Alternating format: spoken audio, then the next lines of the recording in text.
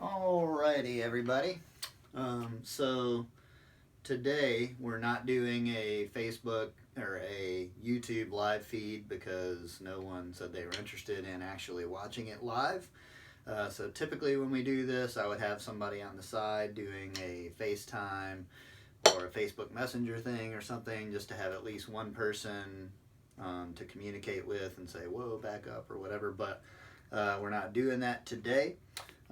So my goal is actually to kind of get through this a little bit quicker. I know that I've been a little bit long on some of the videos, so hopefully we can get through this one in less than an hour and a half. So the main goal of today is going to be to just review a little bit, as well as learn these beats to rock Warbler, the cadence. So if you haven't already, go to the Google Drive and go into the 2020 battery music, or it's not in the pep line thing. So yeah, go into the music, and then I think there's a subfolder cadence, and then rock Warbler is the cadence. So there you go. Now let me see where these things are that I want to review. There we are. I have them all memorized, but that's all right. So since rock Warbler is primarily just eighth notes and 16th notes, we're going to review 16th note timing. And by a review, I just mean we're going to play through, I'm going to lead you through each line a couple times, and then do some of the groupings like 1 through 4, 5 and 6, 7 through 10, 11 through 14.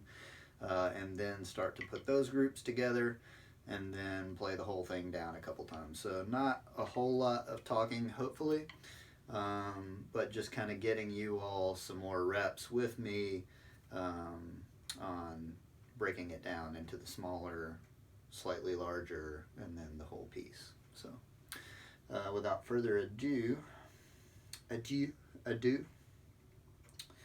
I'll put it on 80.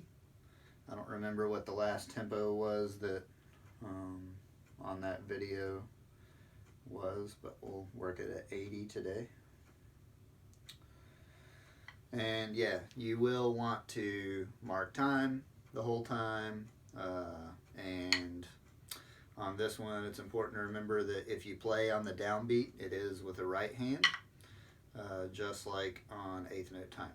So let me make sure the camera is still going. Okay, wonderful. So,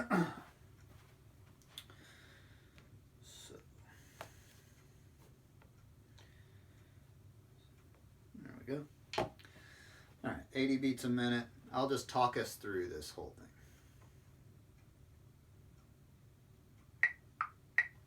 1.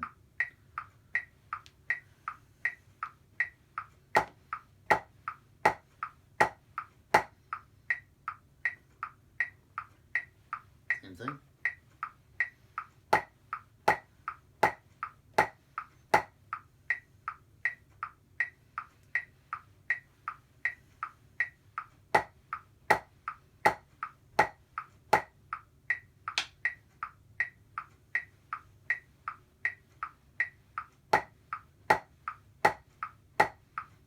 2.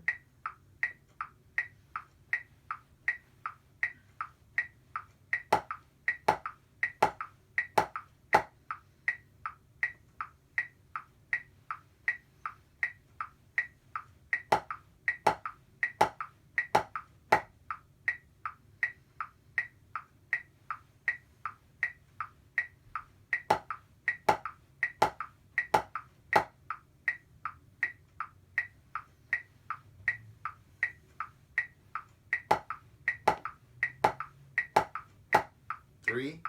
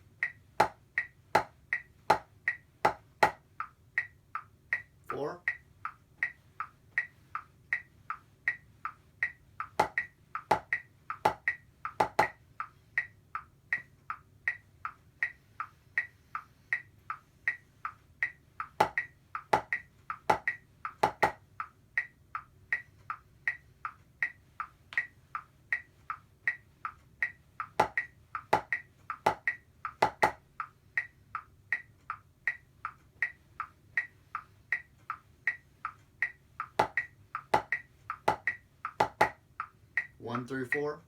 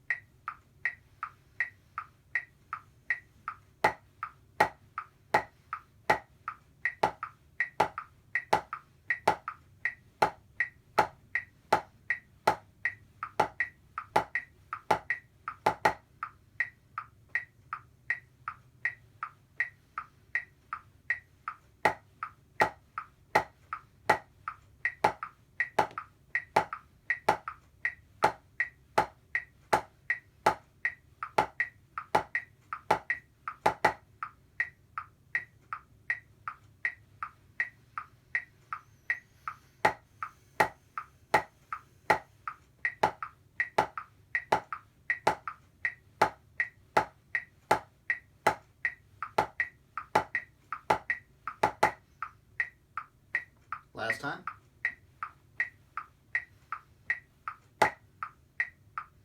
All right. So, just to kind of give our brains a little bit to relax, but also to continue to pump you with information, look at number 3 of 16th note timing. That's where you're playing on every upbeat. Notice that it's a right hand, and then in 8th note timing, number 6, right? Those are all consecutive upbeats. But they're all with the left hand. So you might just kind of be wondering why. And typically, if you're playing a phrase that has a lot of 16th notes rhythms, you'll see the upbeats played on the right hand, just to kind of continue that hand motion of, if you took away the notes that you're not playing, you're playing that sticking. That's what natural sticking is. However, if you're playing a phrase full of 8th notes, then you might see those upbeats on the left hand in the same way, because you're continuing to just alternate those 8th notes. So it largely just depends on the context that the figure is inside of, as well as the tempo. At much higher tempos, you kind of stop seeing as many 16th notes, and you start seeing more 8th notes, so therefore the upbeats will primarily be on the left hand. At slower tempos, where you see more 16th note rhythms, the upbeats will tend to be on the right hand. So that's just important in case any of y'all were considering, like, well, why in this one exercise when we play the upbeats is it one sticking, and then the other exercise it's another sticking. It's just to represent what that would look like in the context of those type rhythms. So that's your first quiz question, is why the difference between sticking in 16th timing pattern 3 and 8th timing pattern number 6. So let me write that down so I don't forget it.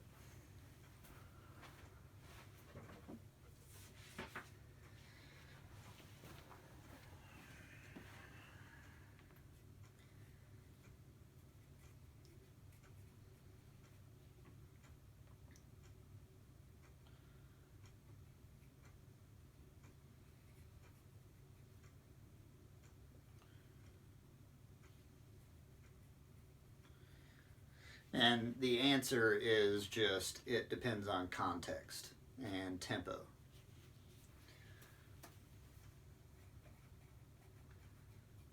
Okay. So let's continue. Ready? We'll start with number 5, 16th note timing.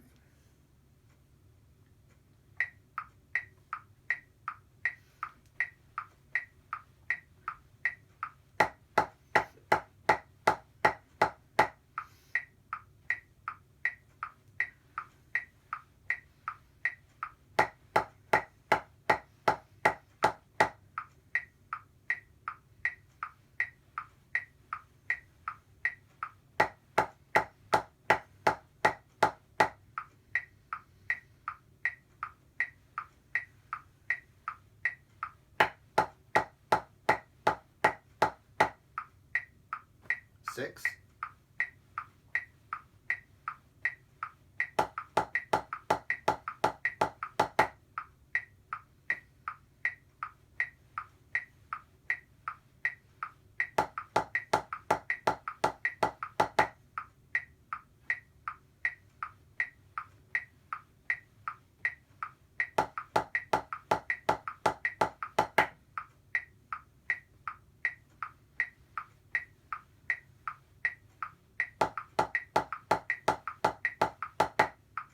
5 and 6.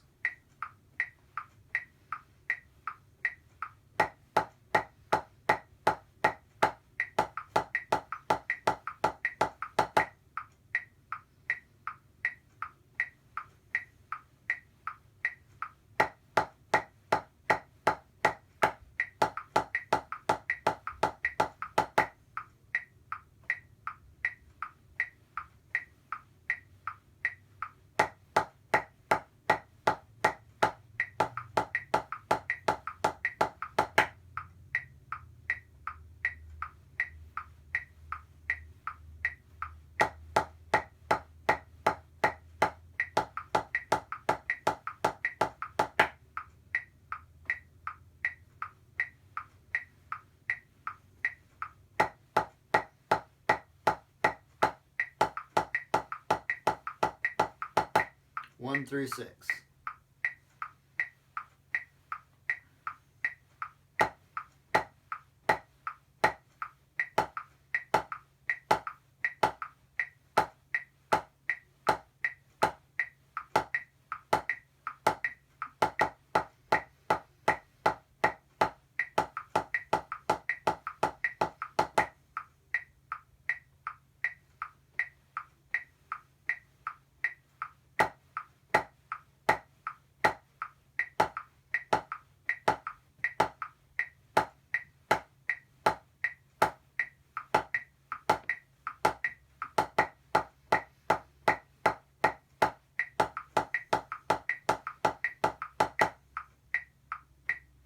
'Last time. Okay. So now that we're warmed up a little bit, I'm going to set the Met for 70, and something that I don't remember if I've done this on a bass video or not. I know that I did it on the last snare and tenor video, and I know that I've talked to you all individually about this. But doing the 100 counts of 16th note clapping every day is just something that's going to build your twitch fibers up, which can just do good things for your playing. So this is at 70. Hopefully you'll be able to keep up with me, but let's do 100 counts of 16th note clapping. So when you do this, you'll want to get your elbows as close to each other as you can. Keep your wrists together, and when you clap, try to make the loudest clap that you can while not separating your forearms. So this will be 16th notes, and we'll do 100 counts.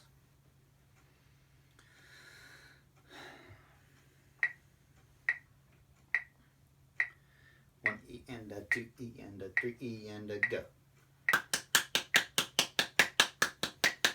5, 9, 13, 17, 21, 25, 29,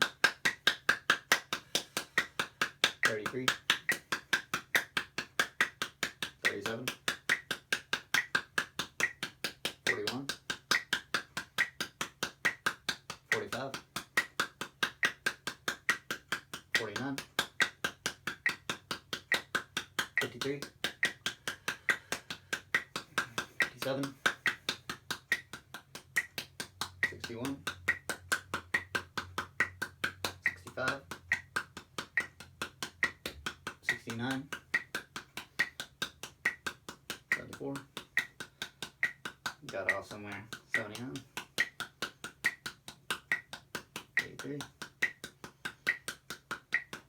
87, 91,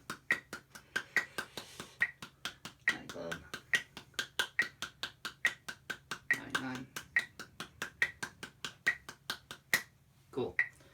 So yeah, I got off with the actual numbers, but I'm pretty sure we actually did 100 counts there. So, alrighty. So take a second to shake that out. You know, the different shakes, I don't know if I've covered this, but you know, you can just kind of do the loosey-goosey like this, where your hands are down, you just shake them back and forth. Anytime you do these shakes, you don't want to be too violent or aggressive with it. You can actually do more harm than good. You can also do the, you know, you're trying to get water off of your hands or just something icky. So, ew, gross. That one, you can do hands together or alternating. I kind of like alternating for some reason. Then you can do the hi mom, hi mom.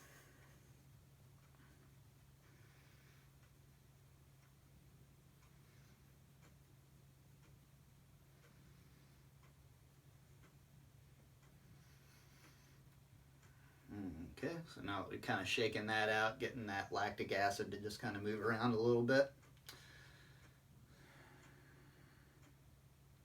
Do these little stretches. Try not to make it too, you know, don't put too much pressure on. I try to just go for a nice 90-degree angle. Make sure your fingers aren't pointed out. And try to roll your shoulders back a little bit as you do this one as well. It's easy to kind of hunch over like that.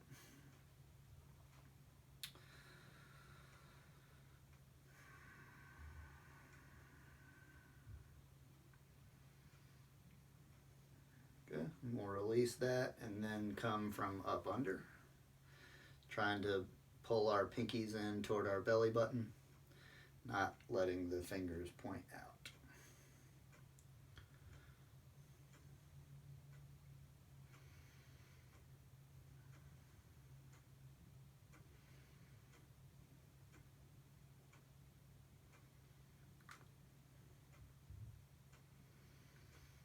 I've been doing a good bit of practicing and chopping out and stuff over the last couple days, so my hands can really use this time.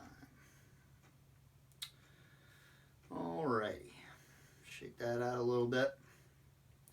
So we'll get back to this 16th note timing thing, and we'll just start with number 7.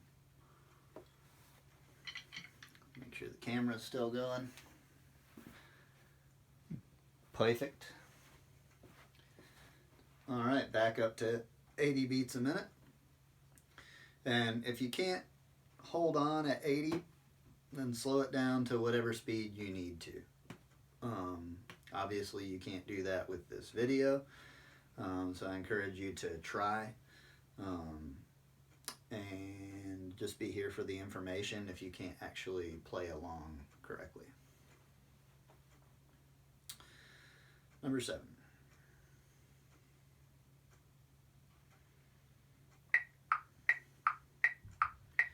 Da, da, da, da.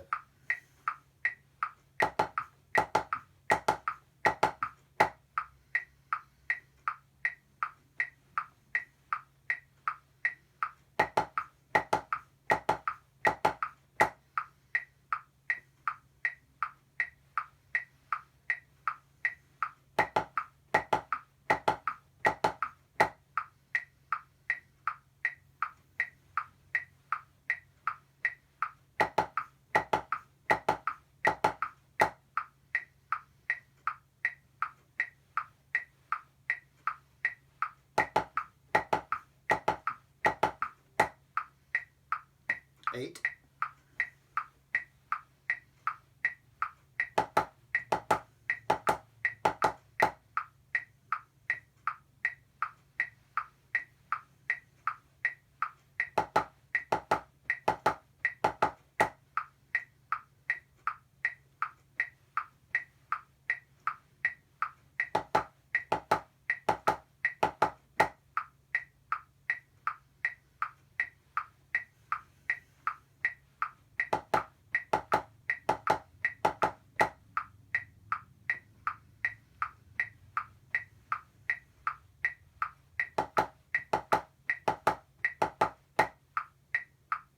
9.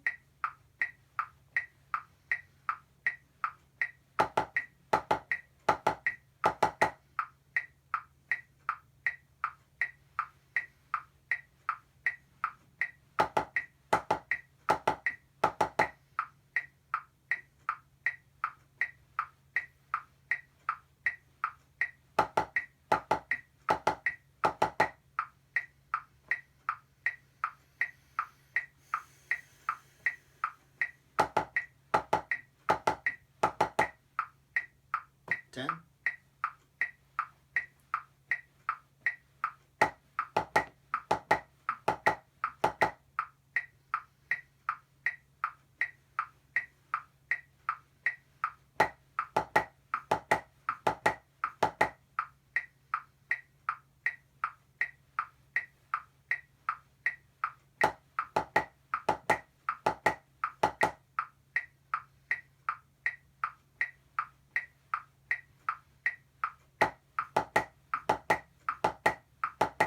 Seven through 10.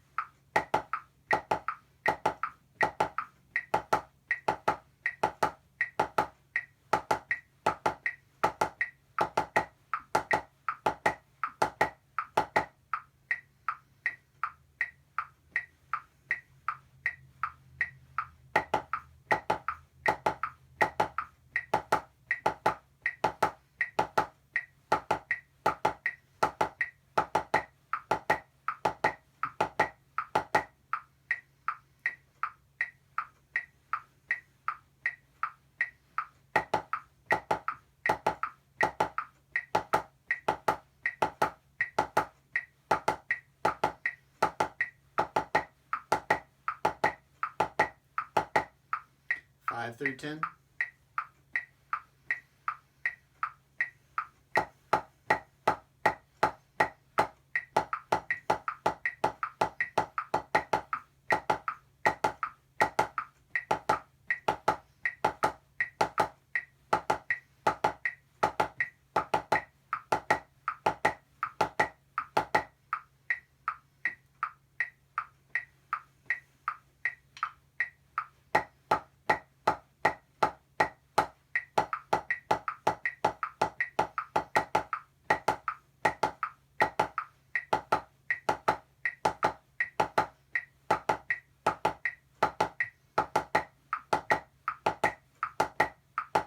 One through 10.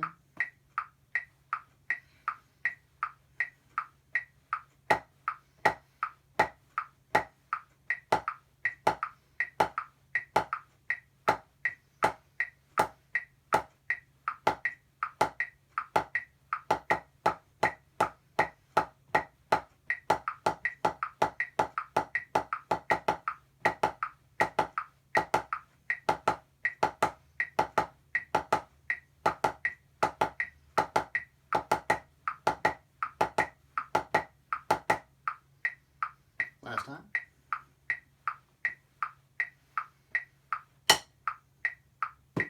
Cool. All right, take another little brain break here. See if I can think of a good quiz question. So obviously with this being on like a video that you can pause and start and stop and everything, if you get to, if you're able to basically hang on during these tempos, but as you're playing along with me, you just hit kind of a snag in one particular spot, don't be afraid to pause the video, work that out a little bit, and kind of rewind and get in on that rep. I think your goal should be as soon as possible to be able to play along with what I'm doing. So the quiz question is, how many times in a row should you aim to play each line correctly before you move on to the next one? And the answer is 4. You should try to do 4 times in a row correctly before you move to the next one. And if you're able to do it 3 times in a row and then you mess up on the 4th one, you start back at 0. Okay, and you might just need to take a little break at that point and come back to it. So it's not like you have to do it in one sitting, like you've got to do this whole thing. No, it's something that just takes time, as long as you're continuing to work on it and have sustained contact with the subject matter. That's going to get you through this. And that's the purpose of these videos and kind of stretching it out over this long period of time, starting with our rehearsals in January, building up to band camp in August, is to give you that time to actually be able to do it with success. So 4 times in a row is the bare minimum amount of times that you should be able to play something in a row before you move on to the next thing.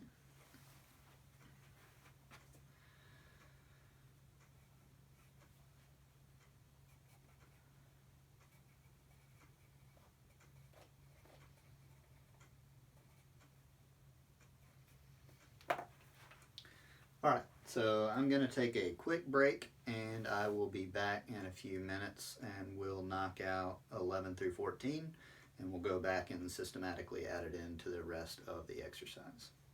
Stay tuned.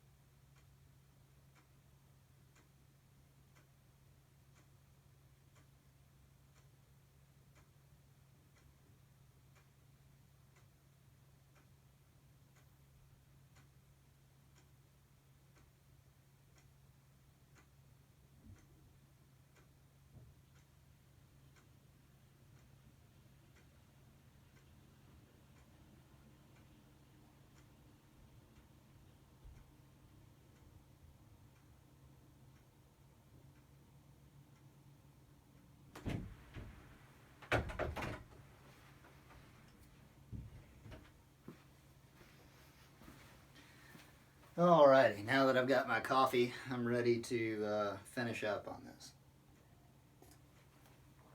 So, number 11, start with that.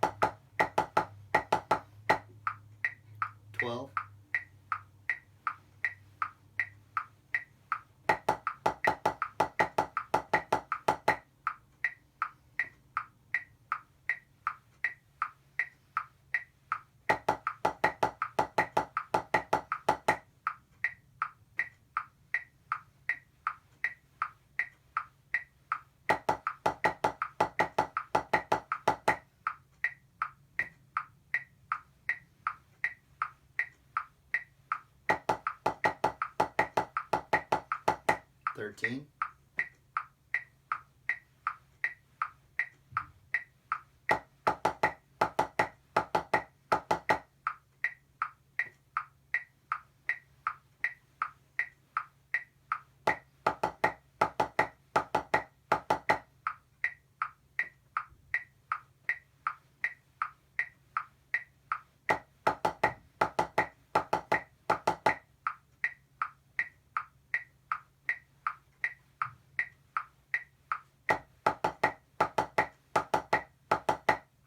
14.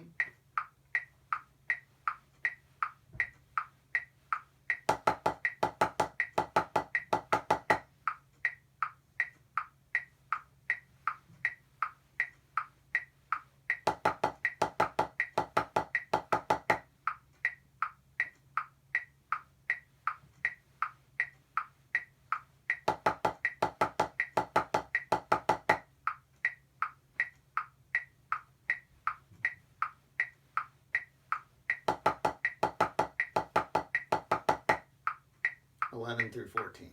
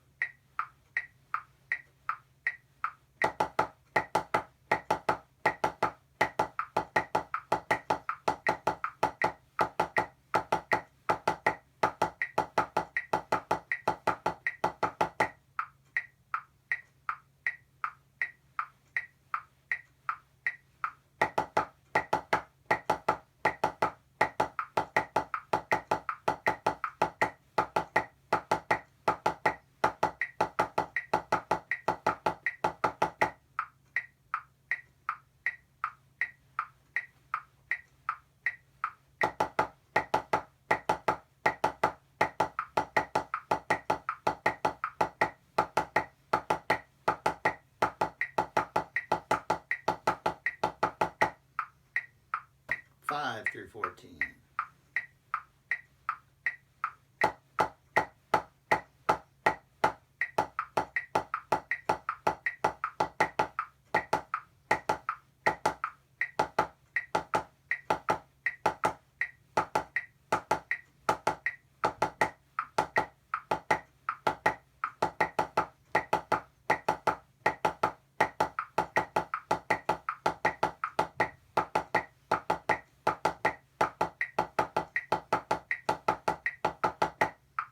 1 through 14.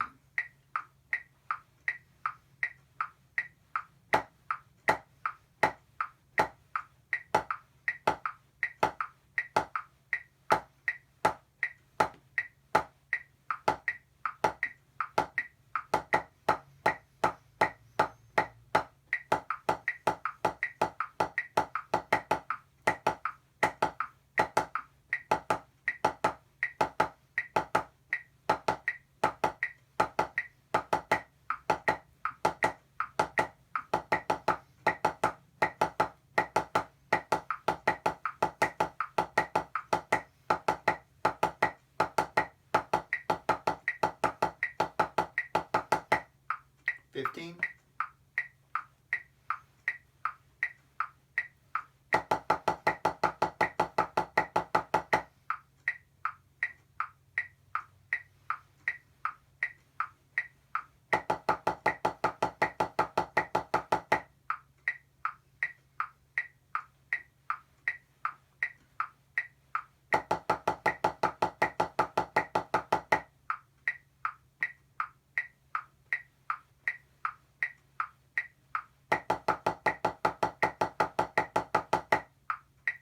16. 17.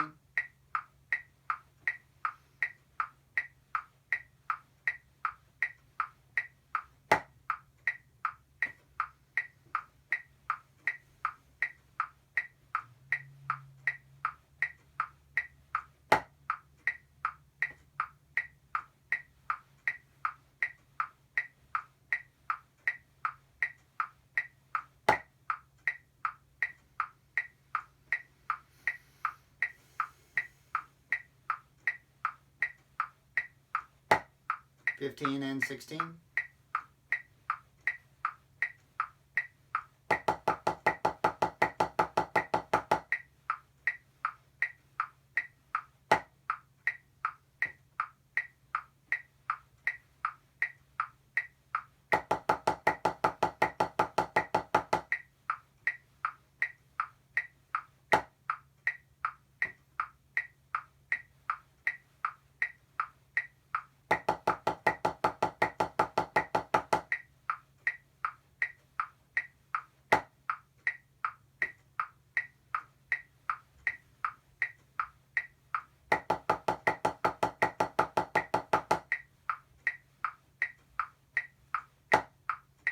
Eleven through 16.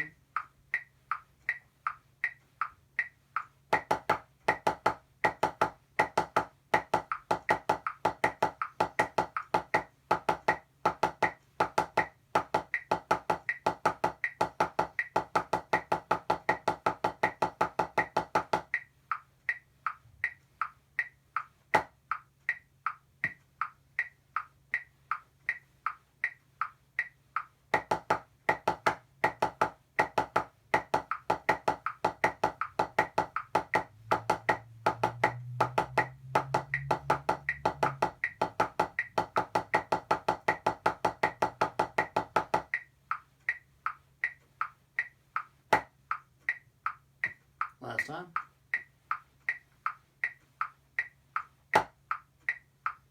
Sweet.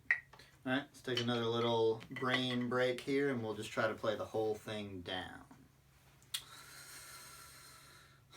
So if you're, say, working on chunk 1 through 4 and you have an issue getting from 3 into 4, right? So say that like 1 and 2 are fine, and even 2 getting into 3 is fine. It's just that transition of trying to work 3 into 4. Or this is just an example. It could be any one of these. But say that in the example, you're having a hard time transitioning from 3 into 4. What you'll want to do is slow that down, work the transition out just between those. So once you start trying to put these together, you don't necessarily have to start at 1 every single time. Or if you're working 7 through 10, you don't always have to start at 7. Just start kind of right before where your trouble spot is. And even maybe just work it out without the metronome. So that's something. Another thing is if you're having trouble just getting through a line by itself, take 1 count at a time really slowly. And then stop, reset, and then when you're ready, try 1 count again. Same thing as in the triplet timing where we really focused on, like, without the metronome, play left left or right right or whatever it could be. You can do that same thing with the 16th note patterns. You know, say that on pattern 8 you're having trouble with that one, so just without the met, hit your left foot and then your left and right hand, right? And then hit your right foot, then left and right hand. Once you kind of can do those separately, try to put them together in some sort of a time.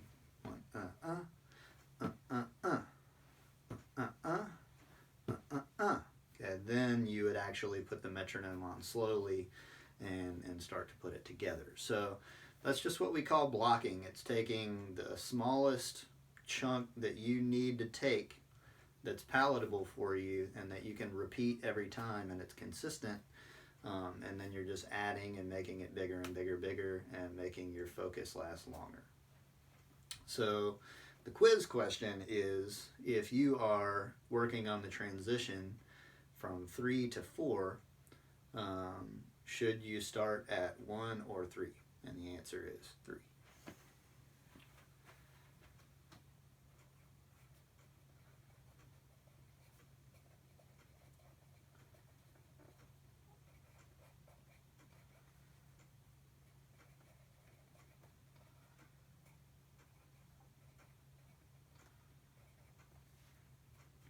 Okay, moving right along.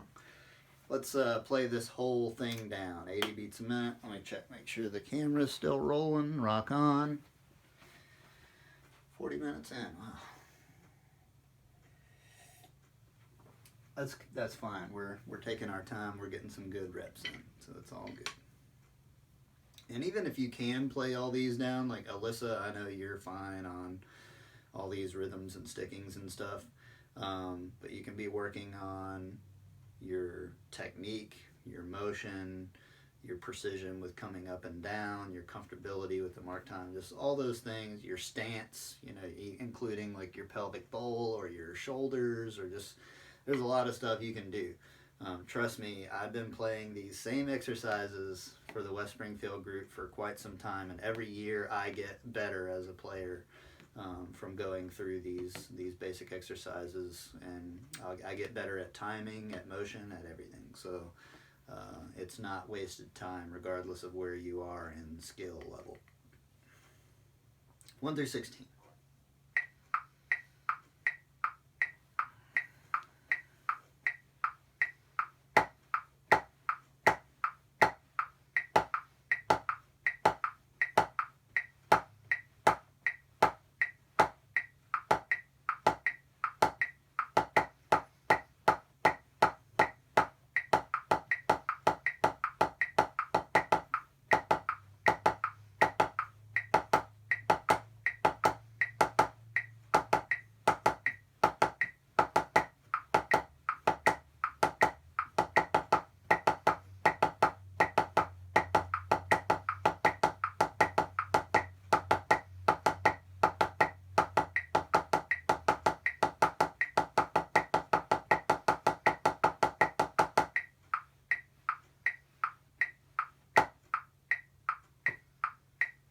One more time.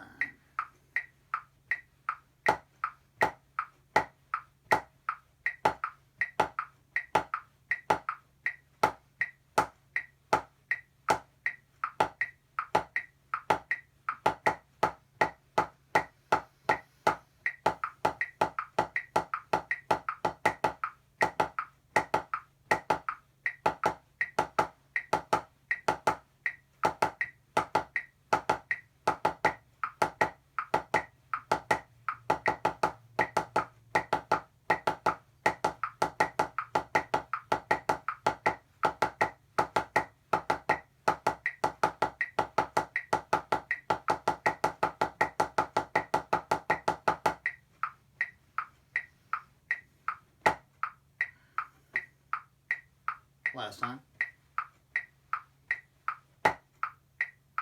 Cool. So that last time playing through the exercise, I hope I didn't skip from 4 into number 11. I kind of zoned out there for a second and may have skipped some. So if I did, I apologize, and if I didn't, great. We played through the whole thing. So you would want to get to a point where you can play that whole thing down 4 times in a row without making a mistake. And what that means is, if you're able to do that as an individual, then you're able to approach a rehearsal with a group of people, because in your own private time, you're able to kind of control your environment and keep distractions out and all that good stuff.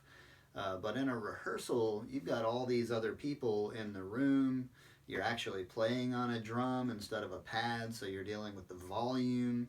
You're trying to incorporate the things that I'm telling you to do in the rehearsal with just getting through it and everything. So if you're able to play it through correctly without making like a blatant mistake 4 times in a row, then that's just a starting point for being ready to approach it in a rehearsal setting.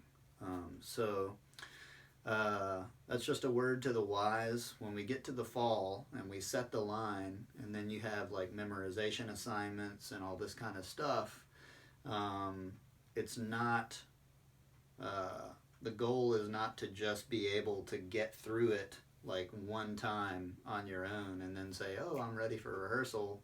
It's like you need to be able to consistently get through it multiple times in a row without making a blatant mistake. And then be ready to actually rehearse it with the group. So that's just a mindset thing that I think a lot of people don't show up being aware of, and it catches people off guard and makes for some very awkward and embarrassing moments. So I hope that y'all are listening and you're watching and you're letting that soak in, and that you don't put me, yourself, or the group in a situation in the fall where you show up unprepared in that manner. So I know that I'm just kind of calm today. I've had a good bit of coffee, but hadn't had a lot of rest lately. Lots of stuff going on at work, as y'all are aware, just social unrest and all that stuff. We're on a short recall, so I could very well get a call in the middle of this thing and they say, you have to be at work in 30 minutes. We're going to do whatever. So I am excited that we're doing this. I love this stuff, obviously, or I wouldn't be doing it. So I apologize if I'm not the most motivating person today with just how I'm delivering it. I'm just kind of mentally and physically exhausted. So,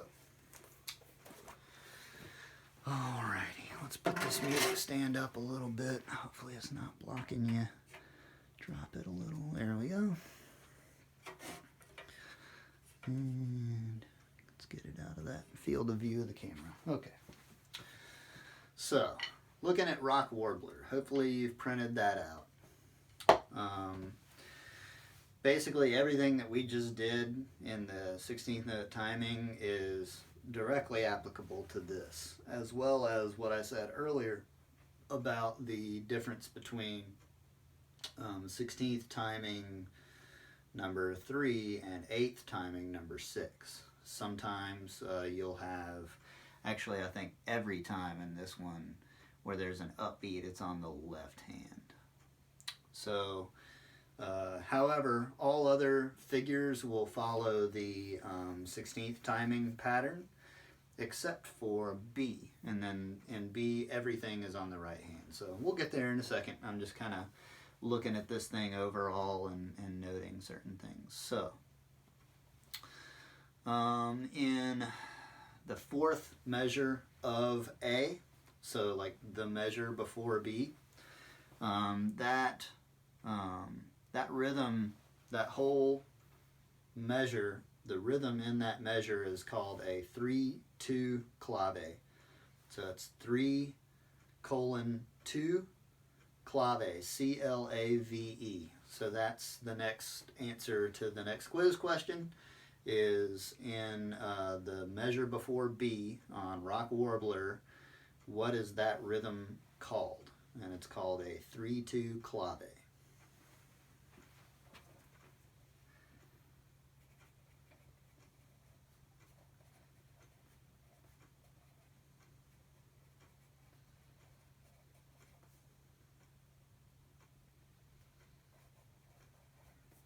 Okay.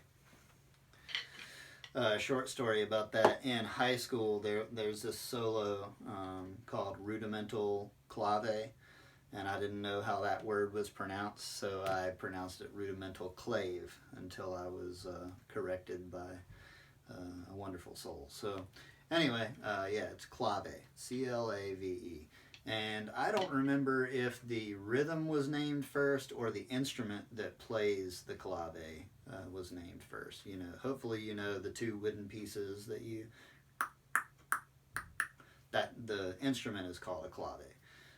So the instrument is the clave and the rhythm that it plays is clave.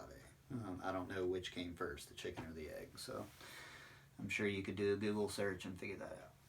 All right, A. Looking at A.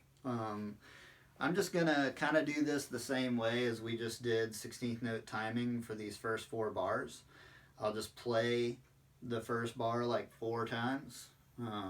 If anything comes to mind, I'll stop and I'll explain it.